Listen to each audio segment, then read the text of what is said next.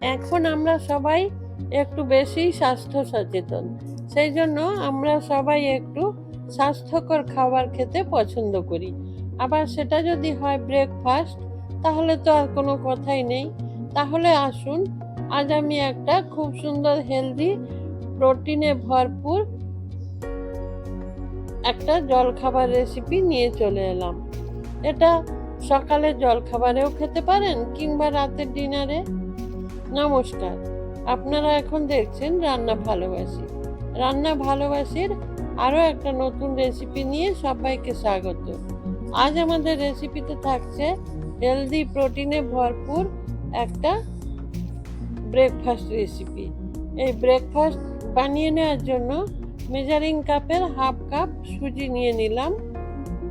Half cup সুজির সাথে ঠিক একই পরিমাণ হাফ কাপ দুধ দিয়ে ভালো করে মিশিয়ে নেব।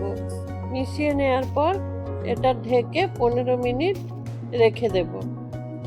এখন একটু পাতলা লিকুইড দেখা যাচ্ছে, কিন্তু 15 মিনিট পর এই দুধ সুজির মধ্যে টেনে নিয়ে বেশ ঘন হয়ে যাবে। এখন ঢেকে 15 মিনিট রেখে দেব। যারা ভিডিওটা দেখতে শুরু করেছেন, প্লিজ একটা লাইক দিয়ে ভিডিওটা কন্টিনিউ করুন। ওটা 15 মিনিট রেখে দিয়ে এদিকে কিছু ভেজিটেবল রেডি করে নেব। একটা আলু সেদ্ধ, এটা সেদ্ধ করে খোসা ছাড়িয়ে নিয়েছি। এটা এখন ভালো করে পুরোটা গ্রেট করে নেব। আলু গ্রেট করে নেব। তারপর কিছুটা পনির, সেটাও গ্রেট করে নেব। এই পনির ব্যবহার করার জন্য এটা প্রোটিন যুক্ত হয়ে যাবে। আর দুধ ব্যবহার করেছি। 15 মিনিট পর এটা সুজি দেখব, এই যে দুধ টেনে একদম ঘন হয়ে গেছে। কিন্তু এখানে আমি আর কোনো এখন দুধ ব্যবহার করব না।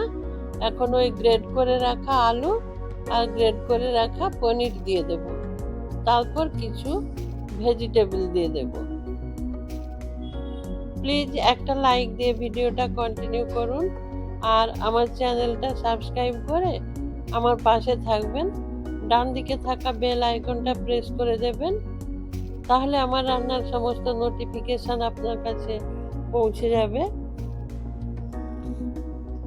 পনির, আলু দিয়েছি, এখন আরো কিছু ভেজিটেবল দিয়ে দেব। এই যে গ্রেট করা গাজর দিয়ে দিলাম, আর খুব ছোট ছোট করে এইভাবে বিনস কেটে নেবেন, সেটাও কিছুটা দিয়ে দেবেন। আর ক্যাপসিকাম আর ধনে পাতা দিয়ে দিতে হবে। সুজির পরিমাণ বুঝে এই ভেজিটেবল যোগ করবেন। সবকিছু দিয়েছি। এখন ওর মধ্যে হাফ চামচ চিলি ফ্লেক্স দেব, আর হাফ চামচ গোলমরিচ গুঁড়ো, যেটা কালো মরিচ বলি বা গোলমরিচ বলি, ওটা হাফ চামচ দিয়ে দেব।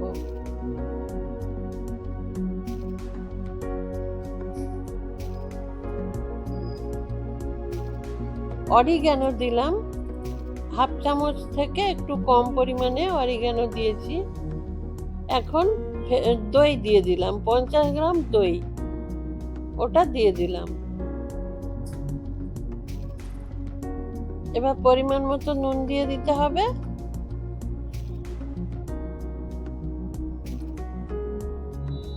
তারপর চলুন আমরা এটা খুব সুন্দর করে মেখে নিই। এটা খুব ভালো করে মেখে নিতে হবে। এখানে আর দুধ বা জল কোনো কিছু আমি ব্যবহার করব না। এই সব কিছু সবজি থেকে আবার কিছুটা জল বেরিয়ে আসবে, আর কোনো জল ব্যবহার করব না। ভালো করে এটা মেখে নেব। এদিকে ফ্রাই প্যান গরম করে নিয়ে একটু সাদা তেল দিয়ে দেব ফ্রাই প্যানের মধ্যে। তারপর তেলটা একটু স্প্রেড করে নিয়ে ওপর থেকে এই যে দেখুন, এই যে মিশ্রণ থেকে চামচে করে তুলে এইভাবে ফ্রাই প্যানের মধ্যে ভালো করে ছড়িয়ে দেব। দিয়ে ফ্রাই প্যানে একটু গোলাকার ভাবে চারিদিক থেকে এইভাবে দিয়ে চামচ দিয়ে পুরোটা স্প্রেড করে দিতে হবে। এটা একটু মোটা সাইজ হবে, মোটা মোটা হবে, একদম প্যানকেক যেরকম পাতলা হয় সেরকম হবে না। যারা চ্যানেলটা নতুন দেখছেন প্লিজ চ্যানেলটা সাবস্ক্রাইব করে দেবেন,